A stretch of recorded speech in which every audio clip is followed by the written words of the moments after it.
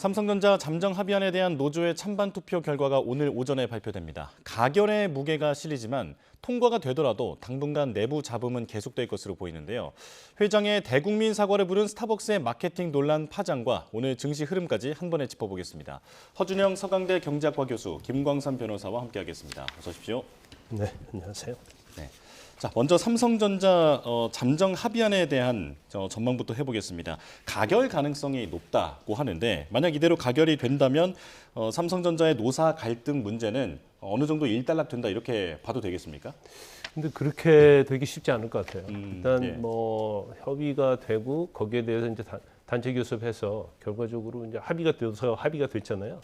그러면 이거 자체가 사실 이제 법적인 효력이 있는 겁니다. 그렇지만 여기서 탈퇴한 이제 DX 노조랄지 동행 노조 뭐 이런 노조가 문제를 계속 삼을 수 있고요. 예. 그다음에 이게 사실 찬성이 된다 하더라도 이 부분에 대해서 노조뿐만 아니라 또 주주 측에서 소송을 제기할 가능성이 커요. 그래서 이제 소송 결과는 어떻게 될지는 모르겠지만 소송 결과가 만에 하나 지금 합의 자체에 대해서 법적으로 문제가 있다는 것이 법원에서 판례로 결정이 돼버리면 굉장히 많은 이제 혼란을 불러올 수가 있어요. 하지만 그 전까지 그 과정 중에서도 계속적으로 많은 논란이 있을 겁니다. 예. 만약에 부결된다면 혼란이 더 클 것 같은데요. 어떻게 보십니까? 뭐 제가 볼 때는 가결될 가능성이 크다고 보는데요. 이제 예. 부결이 되면은 다시 중앙노동위원회에서 사후 조정 절차를 또 거쳐야 하고, 예. 그다음에 지금 첨예하게 대립되고 있는 이제 그런 부분에 대해서 또한 논란이 될 거예요. 더군다나 이 단체 교섭 과정에서 소외된 동행 노조랄지 이제 DX와 관련된 노조들이 굉장히 많은 불만이 있기 때문에 예. 아마 부결이 된다고 한다면 이후에 조정 절차는 훨씬 더 복잡해지고 시끄러워질 것이다 이렇게 봅니다. 예, 가결 가능성이 높은 상황이지만 가결된다 하더라도 노노 갈등 등 여러 가지 잡음이 계속 나올 수 있는 상황이다라고 말씀을 해주셨는데요.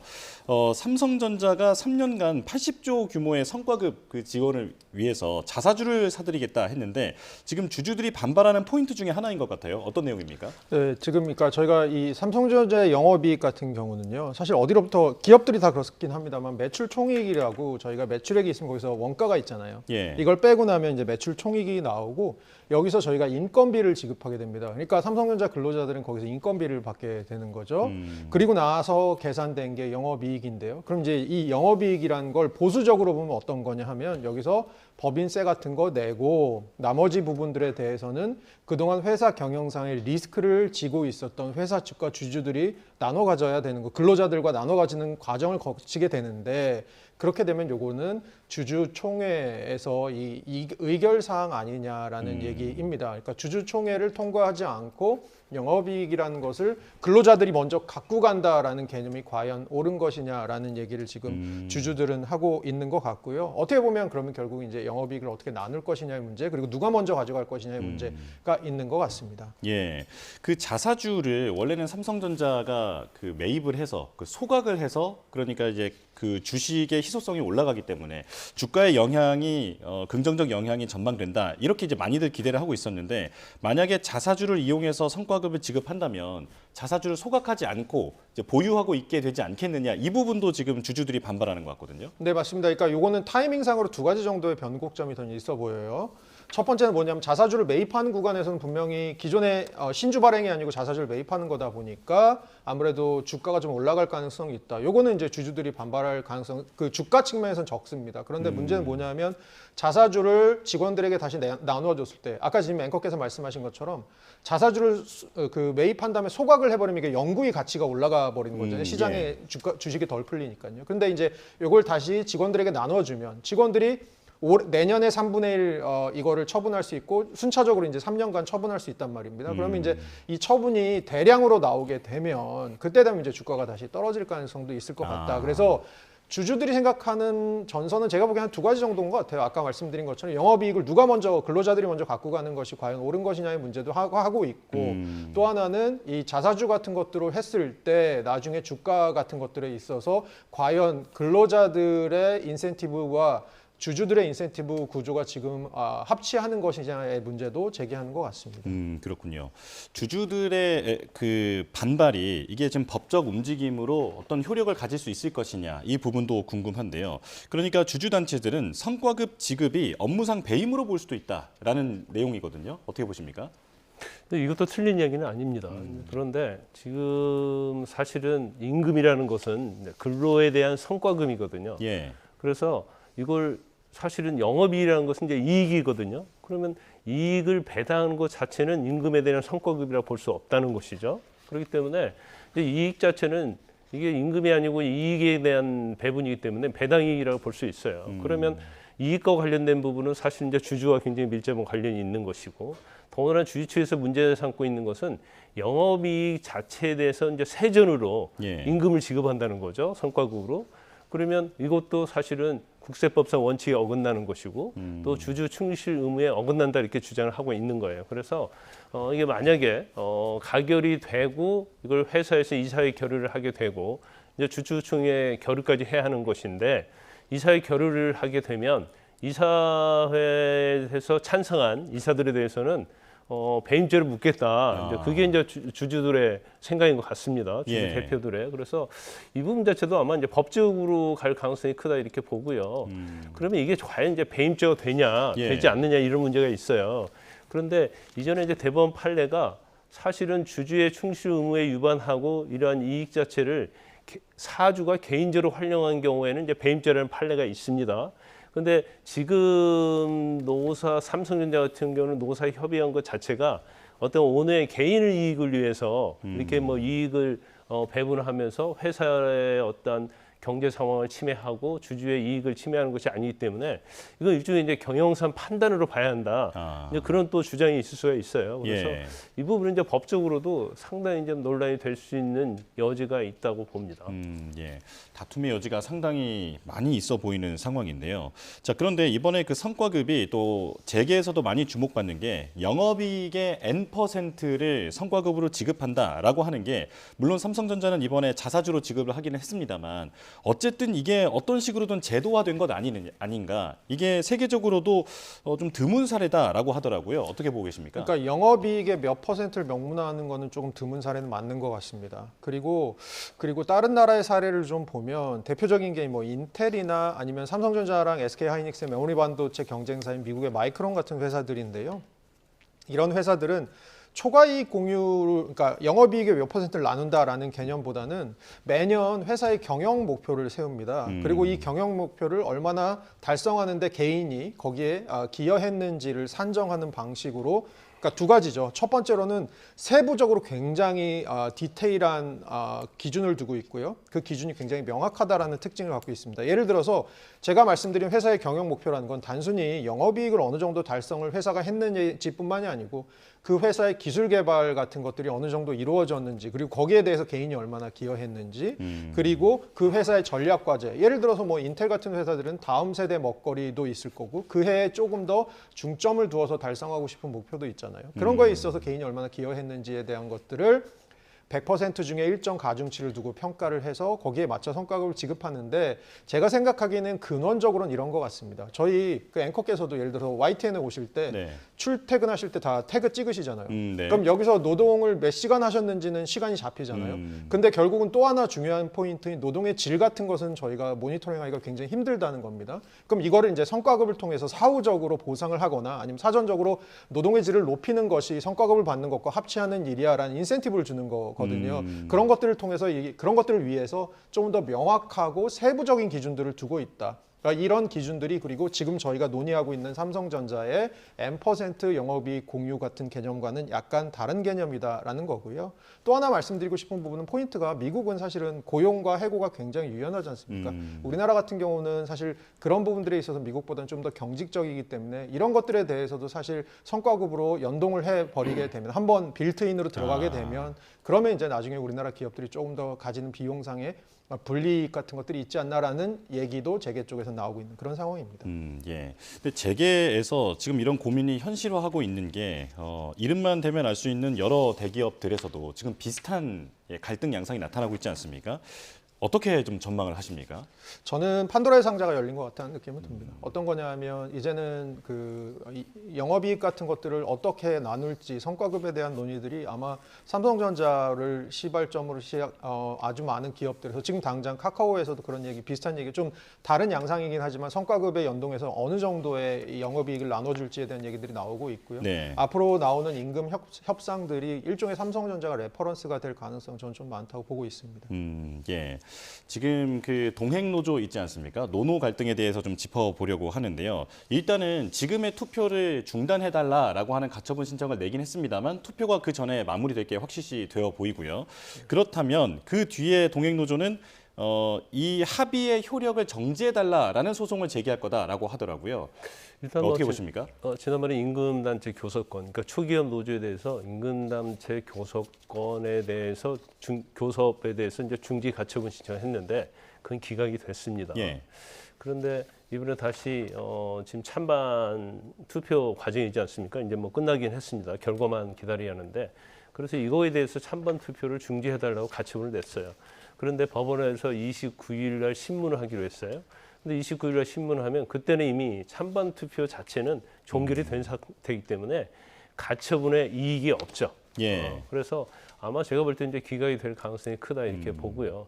그러면 이제 잠정 합의안에 대한 어떤 법률적 문제를 뭐 제기할 가능성이 크죠. 예. 근데 제가 볼 때는 이것도 뭐 쉽지 않다고 이렇게 봅니다. 이미 가결이 됐고 또 지난 가처분 시에서 임금단체 교섭과 관련된 가처분 시에서 기각된 사유가 동행노조 측에서 주장한 내용들이 사실은 이제 소명하지 못했다. 그래서 어떤 초기업 노조의 어떤 대표성에 대해서 그랬는데 아마 지금 뭐 동행노조 쪽은 계속 문제를 삼고 있겠죠. 예. 그렇지만 이제 법적으로는 뭐 쉽지 않은 싸움이다. 저는 그렇게 봅니다. 일각에서는 조금 더 상황이 극단적으로 가게 되면 DX 부문에서 단독으로 그 파업에 나선다든지 어떤 쟁의에 나설 수 있다라고 하는 전망도 있던데 이건 어떻게 보십니까? 뭐 그럴 가능성도 있겠죠. 왜냐하면 이제 DX 관련된 부분에 있어서는 사실 이번에 이제 단체 교섭에서 특히 찬반 투표에서 좀 배제가 됐잖아요. 네. 그러면 과연 교섭의 주체가 되지 않았기 때문에 DX 부분에서는 다시 단체 협약을 할 수 있는 노조가 단체 교섭할 수 있는 뭐 그런 여지는 이제 충분히 있다고 봐요. 그런데 이제 그게 사실은 이미 이제 DX 부분이랄지 DS 부분에 대해서 단체 교섭에 의해서 어느 정도의 성과금을 지급할 것인가에 대해서는 이미 결정이 되었잖아요. 그러면 과연 이제 성과금과 관련해서 이걸 법적으로 다시 교섭을 해서 또 이걸 산정할 수 있느냐, 노사가 협의할 수 있느냐, 이것도 사실은 굉장히 법적으로 좀 어려운 문제가 있습니다. 그래서 지금 SK 하이닉스에서 쏘아 올린 공, 그러니까 영업이익과 관련된 성과급 지급 문제가 이제 삼성전자, 그다음에 뭐 카카오랄지 다른 대기업이 굉장히 번지고 있는 그런 상황이잖아요. 근데 우리가 이제까지 한 번도 가보지 않는 길을 가고 있는 거예요. 그러니까 사실 노조도 이제 복수 노조 경우에 있어서 단체 교섭에 어느 정도 참여했을 때 이 효력을 인정할 것인가랄지 이런 부분들이 굉장히 이제 처음으로 법적으로 문제가 제기되는 거거든요. 그래서 아마 동행노조 측에서는 법적으로 문제는 제기할 가능성 크다고 봅니다. 예. 그렇지만 뭐 결과에 대해서는 결과적으로 이전과 다른 그런 상황이기 때문에 이제 법원이 어떻게 결정을 하느냐를 지켜봐야 할 것 같습니다. 예. 갈등이 지금 워낙 심하다 보니까 그 노조 분리를 넘어서 아예 분사 얘기까지도 지금 거론이 되고 있는 상황인데 그 부동산도 좀 들썩이고 있다라고 하는 보도가 나오고 있거든요. 그러니까 이번에 성과급을 많이 받은 직원들이 부동산에 매입하지 않겠느냐라고 하는 그런 기대감이 부동산 시장에 흘러들고 있다라는 건데 현황이 어떻습니까? 지금 다른 지역보다 지금 최근 들어서 전반적으로 수도권 아파트 가격의 상승세가 조금씩 가팔라지고 있는 모습이긴 한데요. 네. 그 삼성전자의 셔세권이라고 불리는 셔틀버스가 다녀서 집 앞에서 셔틀버스를 타고 바로 출근할 수 있는 이런 지역들, 대표적으로 화성시 동탄, 성남 수정, 수원 영통, 팔달, 용인 수지 이런데. 여기다가 이제 송파 가락까지 하면 약간 가파른 상승세, 그러니까 지금 수도권 다른 지역보다는 조금 더 가파른 상승세를 보이고 있고, 요것들이 이 지역의 부동산 가격이 삼성전자 성과급 지급으로 인해서 조금 더 들썩일 가능성이 있지 않나라는 것들을 좀 선반영하고 있는 그런 느낌인 것 같긴 합니다. 근데 아까 잠깐 말씀드렸듯이 그것과는 다르게 생각해 보면 제가 뭐라고 말씀드렸죠? 삼성전자의 성과급을 지급하더라도 이게 3분의 1만 내년에 팔 수 있고 뭐 이렇잖아요. 이건 네. 예. 자사주로 지급하는 거니까요. 근데 또 하나 저희가 꼭 지켜봐야 될 게 이번에 노사 협약 다시 맺으면서 뭐가 들어왔냐면 최대 5억 원 규모의 주담대 제도를 사내 주담대 제도를 도입하기로 했다입니다. 제가 예. 보기에는 이것 또한 지금 주택 가격에 미치는 영향이 좀 있는 것 같습니다. 아무래도 지금 뭐 여러 가지 주택 규제, 대출 규제로 인해서 사실 비싼 아파트들에는 최대 2억 원까지밖에 지금 대출이 나오지 않는 상황인데 거기다 지금 사내 주담대가 2억 원보다 2.5배에 해당되는 5억 원까지 지금 나오게 되면 물론 뭐 삼성에서는 요거 무주택자에 한해서다 뭐 이런 것 얘기까지 하고 있습니다만 어쨌든 간에 주택 가격을 혈세권 중심으로 밀어올리는 이 심리에는 지금 작용을 하고 있는 것으로 보입니다. 은행 대출은 상대적으로 막혀 있는데 회사에서 5억 원이나 빌려준다라고 하면 당연히 부동산 매입에 나설 수 있다라는 이제 그런 관측이 가능할 텐데요. 이제 스타벅스와 신세계그룹 얘기로 넘어가 보겠습니다. 자, 그 지금 불매 운동이 계속 확산하고 있는 상황인데 이런 가운데 정용진 회장과 경영진이 어제 직접 대국민 사과를 했습니다. 일단 교수님께 먼저 여쭤볼게요. 지금 중요한 건 소비자의 반응일 텐데 어떻게 전망하십니까? 그러니까 어제 사과가 저는 약간 미흡한 부분이 많았다라고 생각을 하고요. 실제로 지금 모바일에서 지금 벌어지고 있는 웹에서 벌어지고 있는 을 보면 스타벅스 회원 탈퇴라던가 아니면 선불 충전권 같은 게 사실 스타벅스에 굉장히 최근에 많은 이 수익원이었는데 예. 이런 것들도 굉장히 빠르게 감소하고 있는 거. 뭐 저희가 그 쓰고 있는 그 모바일 메신저에 들어가 보면 거기 선물하기 코너에 봐도 예. 사실 그 스타벅스 상품권이 예전에 항상 상위권 거의 1, 2위에 있었는데 지금 그 순위가 굉장히 많이 빠지고 있는 것도 눈에 띄는 상황입니다. 예. 소비자들의 반응은 뭐 그렇게 긍정적이진 않을 것 같다 말씀이신데요.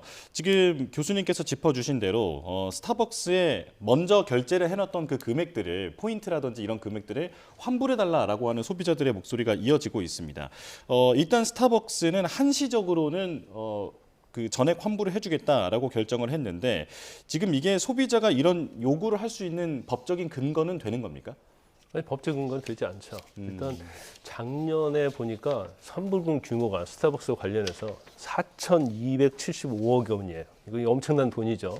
이게 어떻게 보면 이제 선불금 카드에 충전이 돼 있다 이렇게 볼 수 있는데 지금 공정거래위원회 그 상품권 표준 약관에 보면 충전금의 60%를 사용해야지 환불 가능하도록 돼 있어요. 그런데 이거 자체도 저는 이제 좀 문제가 있다고 봅니다. 예. 왜냐하면 60%면 어떻게 보면 본인이 사용하고 싶지 않은데도 불구하고 뭐 필요하지 않는 거에 대해서 60%는 사용해야지 환불 가능하다는 거잖아요. 그럼 어떻게 보면 이것은 판매를 이제 강요하는 그런 규정이다 이렇게 볼 수 있다고 저는 봐요. 그래서 이 60%의 어떤 퍼센티지를 낮추든지 아예 없애든지 하는 방향으로 이제 규정이 개정이 돼야지 않나 이런 생각이 듭니다. 그래서 아마 이제 스타벅스와 관련해서 선불금 그 충전에 대해서 이제 환불 규정이 이제 아마 정치권에서 이 규정을 개정할 가능성이 상당히 크다 이렇게 봅니다. 예, 알겠습니다. 지금 서소문 고가 철거 현장에서 발생한 사고에 대해서 수사 관련 속보가 들어왔는데요. 지금 서울경찰청이 알린 내용입니다. 사고 원인의 신속한 규명과 경의중앙선의 조속한 정상화를 도모하기 위해서 오늘 새벽 자정경부터 새벽 4시경까지 경찰, 국과수, 그리고 산업안전보건공단 등 관계기관 합동으로 사고 현장에 대한 정밀 감식을 진행하였음을 알린다라고 밝혔습니다. 지금 서울경찰청 광역수사단은 50여 명 규모의 전담 수사팀을 꾸려서 사고 원인 파악 중에 있는데요. 정밀 감식을 진행하였다라는 상황까지 알려왔습니다. 수사 관련 소식도 들어오는 대로 다시 전해드리겠습니다. 네, 정용진 회장에 대한 그 수사 내용도 변호사님께 먼저 여쭤보겠습니다. 일단은 어제 이런 마케팅이 어떻게 기획이 됐는지 사내에서 조사를 한 내용들을 밝히긴 했습니다만 여기에서 누가 잘못했다 이렇게 딱히 특정하기는 어려웠던 것 같거든요. 경찰 조사는 어떻게 될까요? 일단 뭐 팀 자체로 이 이벤트가 진행이 된 걸로 보입니다. 네. 그런데 5.1 신세계 측의 주장은 5.18에 대한 아무 생각이 없었다는 거죠. 관련성을 생각하지 못했고 우리가 지금 문제되고 있는 것이 이제 탱크데이잖아요. 탱크데이. 탱크는 이제 물탱크를 의미한다는 걸로 본인들이 얘기하고 있고 그다음에 뭐 탁자의 탁 이거 자체도 예. 이전에 이제 가방에 쏙이라는 것과 의미를 맞추기 위해서 이제 그렇게 했다는 거예요. 그래서 이 부분에 대해서는 뭐 정확하게 신세계도 사실은 고의적으로 했는지에 대해서는 이제 판단하기 굉장히 어렵다 이런 취지예요. 그런데 예. 일단 뭐 가장 중요한 것들은 관련자들 그러니까 그 팀원이랄지 아니면 이제 그 위에 뭐 본부장이랄지 과장이랄지 이런 사람이 나는 대화를 봐야 하는데 대화를 보려면 이제 사내 메신저하고 이제 휴대폰을 내용을 봐야 하는 거 아니겠습니까? 예. 근데 사내 메신저 저장은 일주일이면 자동 삭제가 된다는 거고 또 당사자들 한 5명 정도는 휴대폰을 제출해 달라고 하니까 거부했다는 거예요. 근데 이건 뭐 사내에서 강제로 강요할 수는 없는 사안이죠. 그래서 결과적으로 이제 경찰 수사로 넘어갈 수밖에 없는데 이 사안 자체가 이제 5.18과 관련되기 때문에 엄청나게 지금 논란이 많이 있는 사안 아닙니까?